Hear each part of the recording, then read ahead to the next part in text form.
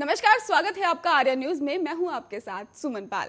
प्रधानमंत्री नरेंद्र मोदी ने कल द सिडनी डायलॉग में ही भारत के उपभोगी विकास और क्रांति विषय पर कार्यक्रम को संबोधित किया। इस दौरान पीएम मोदी ने कहा कि भारत की डिजिटल क्रांति की जड़ें लोकतंत्र की निहित है। पीएम ने यह भी कहा कि देश में डिजिटल तकनीक के लोगों की जिंदगी बदल चुकी है। और पीएम मोदी ने यह भी कहा है कि भारत के लोगों के लिए बड़े सम्मान की बात है कि आपने मुझे सिडनी डायलॉग के संबोधन में ही आमंत्रित किया। मैं इसे हिंद प्रशांत क्षेत्र और उभरती डिजिटल दुनिया में ही भारत की केंद्रीय भूमिका की मान्यता के रूप में देखता हूं। डिजिटल युग हमारे चारों ओर सब कुछ बदल रहा है।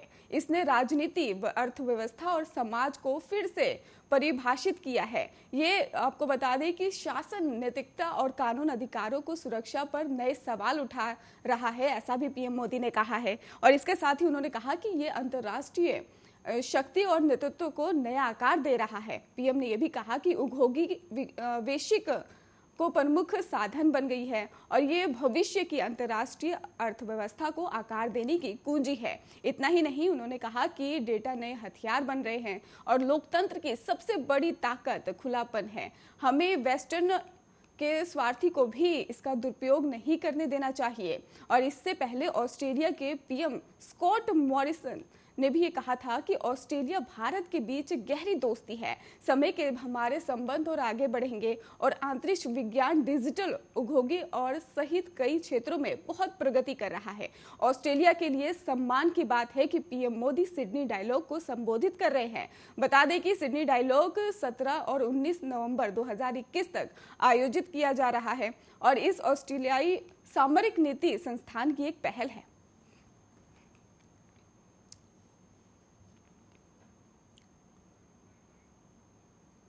उत्तर प्रदेश में जल्द विधानसभा चुनाव होने वाले हैं। चुनाव में पहले ही प्रधानमंत्री नरेंद्र मोदी लगातार योजनाओं के लोकार्पण और शिलान्यास के लिए यूपी दौरा कर रहे हैं।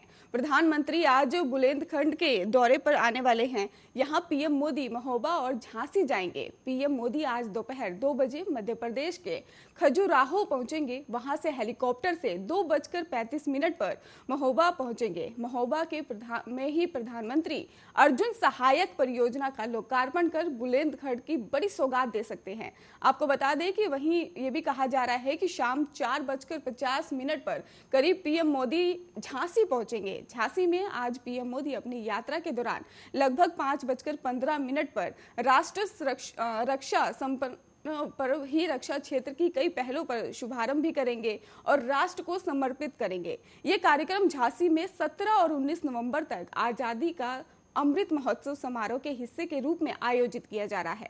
रक्षा क्षेत्र में आत्मनिर्भर भारत पर जोर देने के लिए प्रधानमंत्री औपचारिक रूप से स्वदेशी रूप से डिजाइन और विकसित उपकरणों को सशस्त्र बलों के सेवा प्रमुखों को सौंपेंगे। इनमें आपको बता दें कि HAL को भी डिजाइन और विकसित लाइट और को वायु सेना प्रमुख को भी सौंपना शामिल किया गया है। और इतना ही नहीं, थल सेना अध्यक्ष को भारतीय स्टार्टअप द्वारा डिजाइन और विकसित किए गए ड्रोन यानी कि UAV को लेकर भी इसे डिजाइन किया गया है। और इतना ही नहीं, BEL ने भी नौसेना के जवानों के लिए उन्नत इलेक्ट्रॉनिक वॉरफेयर सूट निर्माण किया और उसे नौसेना अध्यक्ष को सौंपेंगे।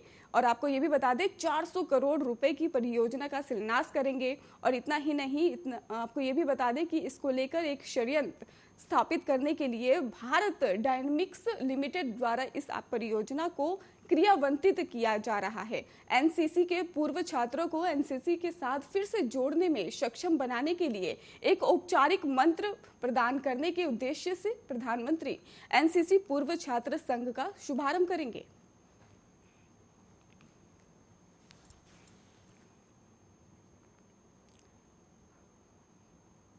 जम्मू कश्मीर में आतंकवाद को लेकर उपराज्यपाल मनोज सिन्हा ने बड़ा बयान दे दिया है।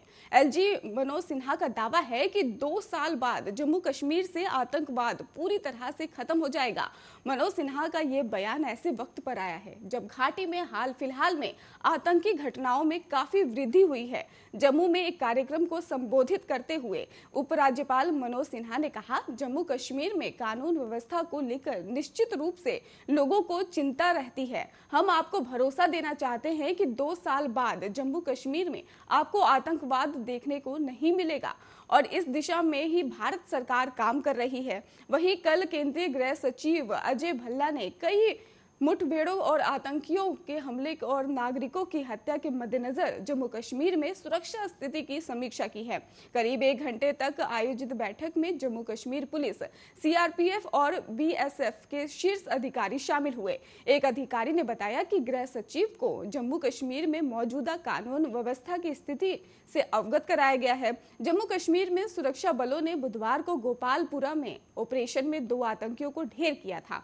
इसके अलावा प्रतिबंधित आतंकवादी संगठन लश्कर-ए-तैयबा के आतंकियों के 2 सहयोगियों को बुधवार को पुलवामा में पकड़ा गया था और इस बीच ही सोमवार को श्रीनगर में हुई मुठभेड़ को लेकर विवाद फिर से शुरू हो गया है। मुठभेड़ में मारे गए 2 लोगों को घरवाले जो है वो पुलिस पे आरोप लगा रहे हैं और उसको खारिज भी कर दिया गया है कि आतंकियों के सहयोगी थे और पिछले महीने श्रीनगर में एक महिला प्रधानाध्यक्ष और एक शिक्षक की हत्या कर दी गई थी।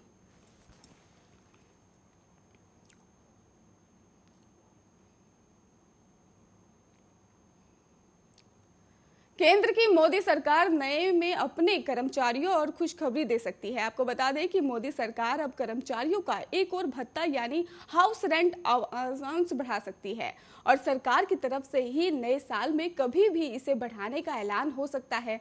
खबरों के मुताबिक बढ़ोतरी अगले साल 2022 की जनवरी से लागू हो सकती है। दिवाली से पहले कर्मचारियों का महंगाई भत्ते में बढ़ोतरी कर 31% कर दिया गया था और वहीं ये भी कहा जा रहा था कि अब ये नई सौगात मिलने जा रही है। केंद्र सरकार के विभागों में एचआरए बढ़ाने का चर्चा जोरों पर है। वहीं आपको बता दें कि वित्त मंत्रालय ने इस संबंध में ही कई लाख अधिक कर्मचारियों के एचआरए को लागू करने की मांग पर विचार करना भी शुरू कर दिया है। इस प्रस्ताव को मंजूरी के लिए भी रेलवे बोर्ड के पास भेजा गया है। प्रस्ताव को मंजूरी मिलने के बाद जनवरी 2021 कर्मचारियों को एचआरए मिल जाएगा। एचआरए मिलते ही इन कर्मचारियों की सैलरी में जबरदस्त बढ़ोतरी होगी। आपको बता दें इसको लेकर भी कई national federation of railway man ने भी 1 जनवरी 2021 से एचआरए लागू करने की मांग की है। हाउस रेंट और अलाउंस की कैटेगरी में भी एक्स, वाई और जेड क्लास शहरों के हिसाब से है, यानी जो कर्मचारी एक्स कैटेगरी में आते हैं उन्हें अब 5,400 रुपए महीने से ज्यादा एचआरए मिलेगा और इसके बाद वाई क्लास वाले को 3,600 रुपए महीना और फिर जेड क्लास वाले को 18,000 रुपए महीना एचआरए मिलेगा। एक्स कैटेगरी की बात करें तो उन्हें 50 लाख से ज्यादा आबादी वाले शहर आते हैं और इन शहरों में जो केंद्रीय कर्मचारी हैं उन्हें 27% एचआरए मिलेगा और वाई कैटेगरी के शहरों में भी 18% होगा और जेड कैटेगरी में 9% होगा।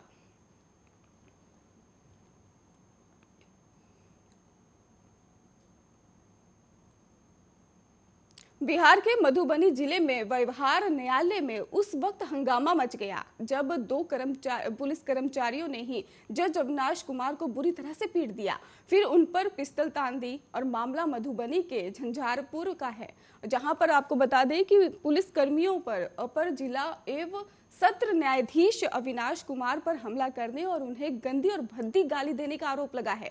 दोनों आरोपियों को एडीजी पर हमला करने के मामले में ही जेल भेज दिया गया है। जानकारी ये भी है कि एडीजी अविनाश कुमार का ये हमला एसएचओ गोपाल प्रसाद और एसआई अभिमन्यु कुमार के बीच बहस के दौरान हुआ है और ये भी कहा जा रहा है कि गोपाल प्रसाद और अभिमन्यु कुमार जज पर अचानक ही हमला कर दिया और उनसे मारपीट करने लगे और इसके बाद एक आरोपी ने जज पर पिस्तौल तान दी। हालांकि इस हमले के बाद से ही एडीजी अविनाश कुमार सुरक्षित हैं, लेकिन खुद पर हुए हमले को लेकर काफी भयभीत दिखाई दे रहे हैं। अब इस मामले में पटना हाई कोर्ट ने भी संज्ञान लिया है और 29 नवंबर को इस मामले की सुनवाई होगी। और आपको ये बता दें कि इस घटना को लेकर अब पटना हाई कोर्ट ने बिहार सरकार के प्रमुख सचिव, पुलिस महानिदेशक और पटना गृह विभाग और मधुबनी के पुलिस अधीक्षक से जवाब मांगा है। बता दें कि जज पर हमले के दौरान बीच बचाव करने आए कई वकील भी घायल हो गए, उन्हें मामूली चोट आई है और रिपोर्ट के मुताबिक एडीजी पहले भी अपने जजमेंट को लेकर काफी सुर्खियों में रहे हैं। उन्होंने एक मामले में ही आरोपी पर ठीक से धाराएं नहीं लगाने की वजह से एसपी और डीएसपी पर टिप्पणी की थी और कहा था कि उन्हें कानून की जानकारी ही नहीं है।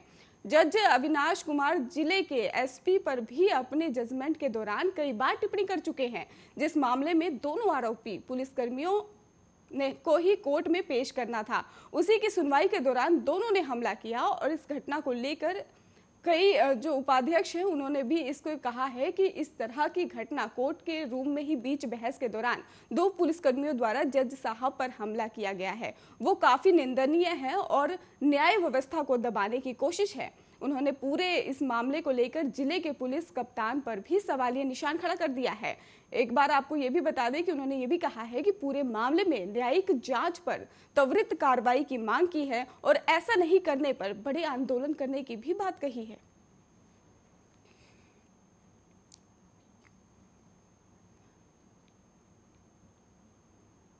देश का सबसे बड़ा आईपीओ लाने वाले पेटीएम के शेयर्स आज बीएसपी और एनएसआई पर ही लिस्ट हो जाएंगे। आपको बता दें इसको लेकर हालांकि आईपीओ भी प्राइम के से ही नीचे लिस्ट होने का संकेत पहले ही मिल गया है। अब ये बीएसई पर भी 1955 रुपए पर सेटल होता हुआ दिखाई दे रहा है। पेटीएम के शेयर्स और लिस्टिंग के समय आईपीओ प्राइम से ही 13.61% नीचे लिस्ट हुए हैं और इसका मार्केट कैप की बात की जाए तो 1.20 लाख रुपए पर आया है। देश की सबसे बड़ी डिजिटल प्लेटफॉर्म कंपनी ही पेटीएम और के पेमेंट की कंपनी जो है वो 197 कम्युनिकेशन लिमिटेड का आईपीओ 8 नवंबर से ही 10 नवंबर के बीच सेलिब्रेशन किया गया है और इसके साथ ही आपको बता दें कि हालांकि ये भी आईपीओ बेहद चर्चा के बावजूद ही सिर्फ 1.79 गुना सब्सक्राइब्स को हो पाया है और ये भी अनुमान जताया जा रहा है कि इसको कंपनी आईपीओ के जरिए ही 18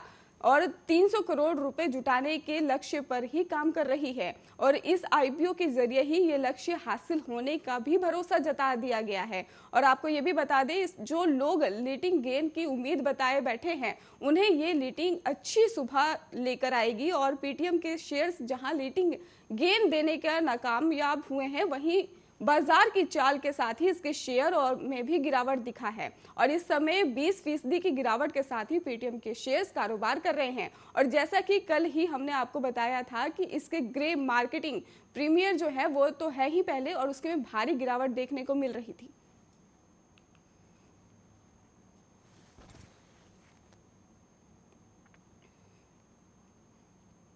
सांसद खेल महाकुंभ का आयोजन बस्ती सहित पूरे पूर्वांचल के ग्रामीण अंचल के आने वाले खिलाड़ियों के लिए एक वरदान साबित हो रहा है। बस्ती का शहीद सत्यवान सिंह स्टेडियम कभी वीरान पड़ा रहता था, लेकिन सांसद खेल महाकुंभ के आयोजन के बाद अब ये स्टेडियम कमल की तरह खिल उठा है। हर तरफ खिलाड़ी ही खिलाड़ी नजर आ रहे हैं जो अपने खेल में बिजी नजर आते हैं और राष्ट्रीय स्तर पर अपनी प्रतिभा का भी मनवाने के लिए भी मेहनत कर रहे हैं। आपको बता दें कि प्रधानमंत्री नरेंद्र मोदी ने देश के सभी सांसदों को निर्देश दिया था कि हर सांसद अपने जिले में सांसद खेल महाकुंभ का आयोजन करे, जिसमें पहले सांसद होने का भी खिताब बस्ती लोकसभा के सांसद हरीश द्विवेदी को मिला है। हरीश द्विवेदी ने ही मीडिया से बात करते हुए कहा कि इस खेल के माध्यम से खिलाड़ियों को एक सुनहरा अवसर मिला है जो उन्हें राष्ट्र स्तर तक पहुंचाएगा। इस खेल आयोजन का राजनीति से कोई मतलब नहीं है और इसलिए खेल महाकुंभ को लेकर नौजवानों से लेकर खिलाड़ियों में जबरदस्त उत्साह जो है वो देखने को मिल रहा है। और इस खेल आयोजन का समापन करने के लिए 21 नवंबर को देश के खेल मंत्री और सांसद अनुराग ठाकुर करेंगे। वहीं सपा सुप्रीमो और पूर्व मुख्यमंत्री अखिलेश यादव पर बड़ा आरोप लगाते हुए उन्होंने कहा है कि अगर सपा की सरकार यूपी में आती है तो वो अपराध और अपराधियों को बढ़ावा देकर उन्हें छूट देंगे ताकि बीजेपी की ठोको नीति को जवाब दिया जा सके। साथ ही ये भी कहा है कि अखिलेश यादव यूपी की जनता को खुले आम ही धमकी दे रहे हैं। सरकार में आने के बाद वो अपराधियों को आगे बढ़ने का मौका देंगे, ना कि उन्हें ठोकेंगे। अखिलेश की मानसा जो है वो साफ देखने को मिल रही है कि डकैतों और वांटेड अपराधियों को ही खुली छूट दी जाएगी। हरीश त्रिवेदी ने कहा कि बीजेपी नेताओं और प्रदेश की जनता को अखिलेश यादव खुलेआम धमकी दे रहे हैं।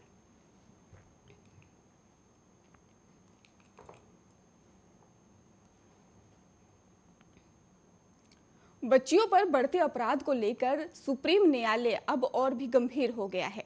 जिसके चलते हाल ही में बॉम्बे हाई कोर्ट के फैसले को भी रद्द कर दिया गया है, जिसमें कहा गया था कि स्किन टू स्किन के संपर्क में बिना नाबालिग के स्तन को छूना यौन उत्पीड़न के रूप में परिभाषित नहीं किया जा सकता। विस्तार से पूरा मामला जानिए आप।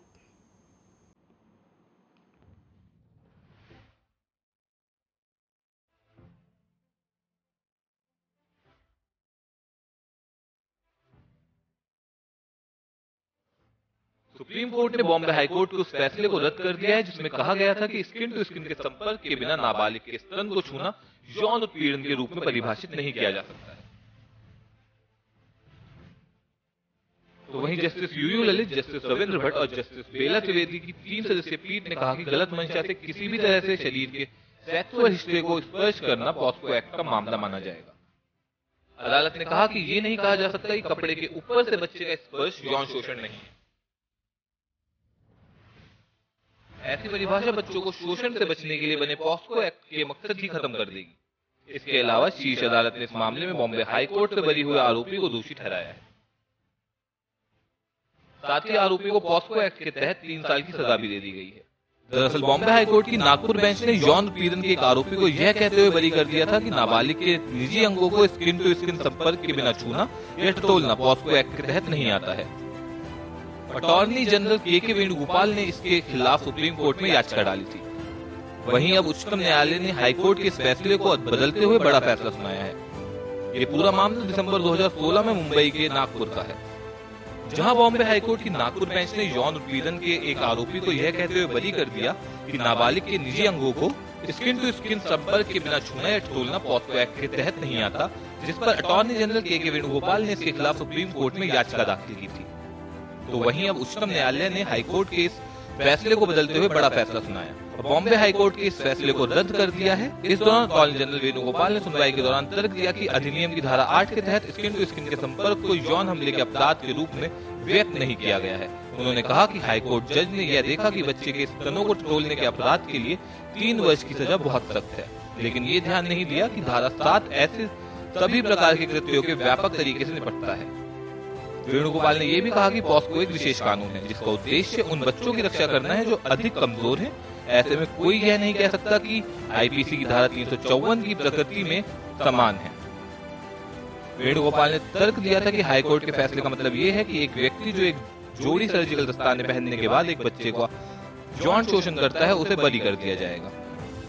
उन्होंने तर्क दिया था कि इस फैसले से असाधारण स्थितियां पैदा होंगी। वेणुगोपाल का कहना था कि पॉस्को के तहत अपराध के लिए स्किन टू स्किन आवश्यक नहीं है। तो वहीं इससे पहले भी इस मामले में सुनवाई की गई थी, जहां भारत के अटॉर्नी जनरल के वेणुगोपाल ने सुप्रीम कोर्ट से अनुरोध किया कि नाबालिग के यौन उत्पीड़न मामले में बॉम्बे हाईकोर्ट के विवादास्पद फैसले को पलटा जाए। इस फैसले में बॉम्बे हाईकोर्ट की नागपुर पीठ की महिला जज ने कहा था कि चूंकि स्किन टू स्किन संपर्क नहीं हुआ है, इसलिए पॉस्को कानून के तहत यौन अपराध की धारा 8 नहीं लगाई जा सकती। धारा 8 के तहत नाबालिग पर यौन हमले का दोषी पाए जाने पर कम से कम 3 साल की सजा होती है। अटॉर्नी जनरल के वेणुगोपाल ने जस्टिस यूयू ललित और जस्टिस अजय रस्तोगी की पीठ के समक्ष कहा कि बॉम्बे हाईकोर्ट का यह फैसला खतरनाक और अपमानजनक मिसाल है। इस फैसले का मतलब यह होगा कि जो व्यक्ति सर्जिकल दस्ताने पहनकर किसी बच्चे या बच्ची का यौन शोषण करे उसे बरी कर दिया जाएगा। अगर कल कोई व्यक्ति सर्जिकल दस्ताने पहनकर किसी महिला के पूरे शरीर को स्पर्श करता है तो उसे इस फैसले के आधार पर यौन उत्पीड़न के लिए दंडित नहीं किया जाएगा। यह अपमानजनक है। अटॉर्नी जनरल ने यह भी बताया कि पिछले 1 वर्ष में पॉस्को के तहत अपराध के 43,000 मामले सामने आए हैं। ऐसे में अगर बॉम्बे हाईकोर्ट के फैसले को नहीं पलटा गया तो पॉस्को के तहत अपराध के मामलों में वृद्धि हो जाएगी। बहरहाल सुप्रीम न्यायालय के इस फैसले के बाद पॉस्को के तहत अपराध के मामलों में लगाम लगाई जा सकेगी।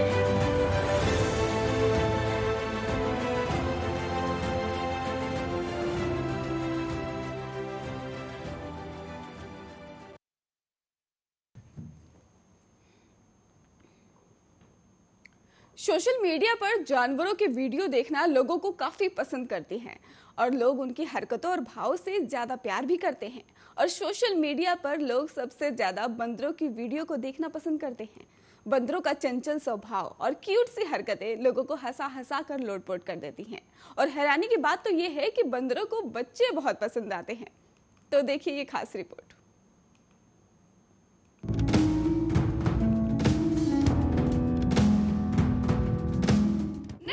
बंदर भले लोगों को परेशान करे, पर उनकी हरकतें देखने वालों को बहुत क्यूट लगती हैं और बाद में उन्हीं किस्सों को याद करके लोग खूब ठहाके भी लगाते हैं।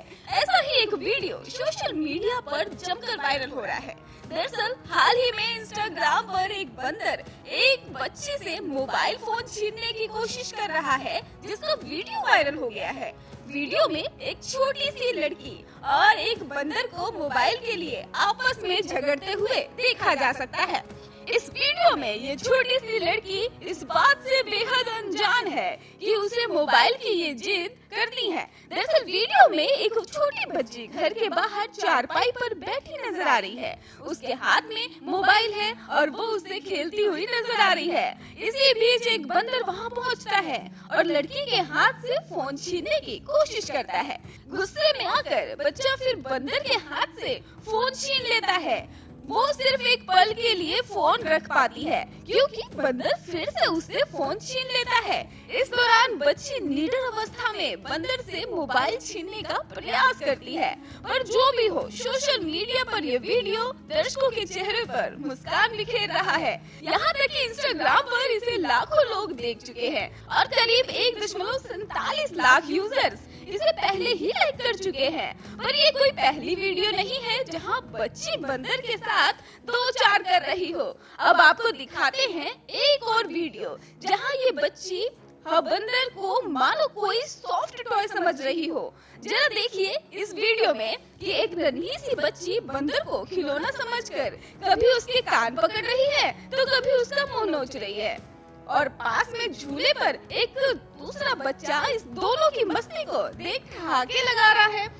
बल्कि खुद बंदर भी बच्ची के साथ चुपचाप बैठकर मस्ती करता नजर आ रहा है। उसे बच्ची द्वारा की जा रही शैतानी काफी पसंद आ रही है, इसीलिए वो बच्ची और उसके बीच किसी को आने नहीं देना चाहता।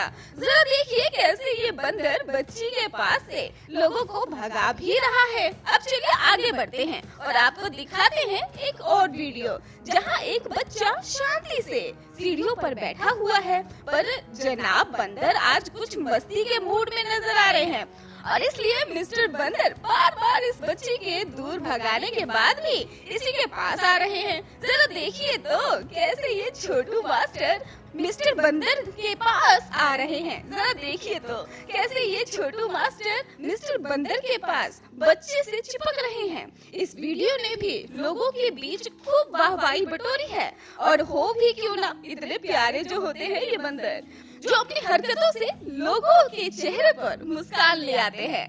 पर कभी कभी यही बंदर लोगों के लिए बड़ी परेशानी का सबब भी बन जाते हैं। हमारी ये अगली वीडियो भी जरा गौर से देखिए। यहाँ ये बंदर एक बच्चे को गले से लगाए बैठा है और बच्चे की माँ बंदर से अपने बच्चे को छोड़ने की गुहार लगा रही है, पर ये महाशय तो अपनी ही धुन में दिखाई दे रहे हैं और इस बच्चे के सिर से जुएं ढूंढ रहे हैं। जरा देखिए तो ये बच्चा अपनी माँ के पास जाने की कोशिश भी कर रहा है, पर ये बंदर ने उसका हाथ खींचकर वापस उसे अपने पास ही बैठा लिया है। उसके सिर में जुएं ढूंढने लगा है। ये वीडियो देख लोगों की हंसी नहीं रुक रही है। आपको बता दें कि सोशल मीडिया पर ये वीडियो भी तेजी से वायरल हो रहा है। अब चलते हैं अपनी एक और वीडियो की ओर, जो देखकर आप भी दंग रह जाएंगे। इस वीडियो में एक बाइक है जो कि एक पार्क में खड़ी हुई है और बाइक पर रखा छोटा सा बैग। यहाँ कुछ नहीं है तो वो है बाइक को चलाने वाला और तभी यहाँ एंट्री होती है बंदर महाशय की, जो बाइक और बाइक पर रखे बैग को देखकर खुद को रोक नहीं पाए और ना जाने कहां से चले आए। जरा देखिए इनकी गुस्ताखी। पहले बंदर ने बैग खंगाला और कुछ खाने पीने की चीज ढूंढने की कोशिश की और जब कुछ काम का ना मिला तो गुस्से में आकर बैग को नीचे ही फेंक के चलते बने और तभी बाइक का मालिक वहां पहुंच गया और अपना बैग उठाकर बाइक पर वापस रख दिया। बेचारा और करता भी क्या, मिस्टर बंदर से कौन लड़ सकता है भला। पर ऐसा नहीं है कि बंदर हमेशा ही लोगों को परेशान ही करते हैं, बंदरों को भी शांति से बैठना पसंद होता है। अगली वीडियो कुछ ऐसी ही है जहां ये जनाब बंदर आराम से बैठे हुए हैं, पर ये पास में खड़ा शख्स अपनी फोटो खिंचवा रहा है। पर फोटो तक तो ठीक था, पर इन्हें तो बंदर के साथ वीडियो बनाने का मूड बन गया। हालांकि बंदर ने खूब इग्नोर भी किया है, पर ये तो बंदर से छेड़खानी करने लगे, उसे पुचकारने भी लगे। फिर क्या था, बंदर बेचारा कब तक इग्नोर करता। बंदर ने भी अपना टशन दिखाया और फिर इन जनाब को वहाँ से भागना पड़ा। हीरो बनने के चक्कर में ये मियाँ तो अपना मजाक बनवा बैठे, पर इस वीडियो ने इन्हें ट्रोलर्स के बीच पॉपुलर भी कर दिया है।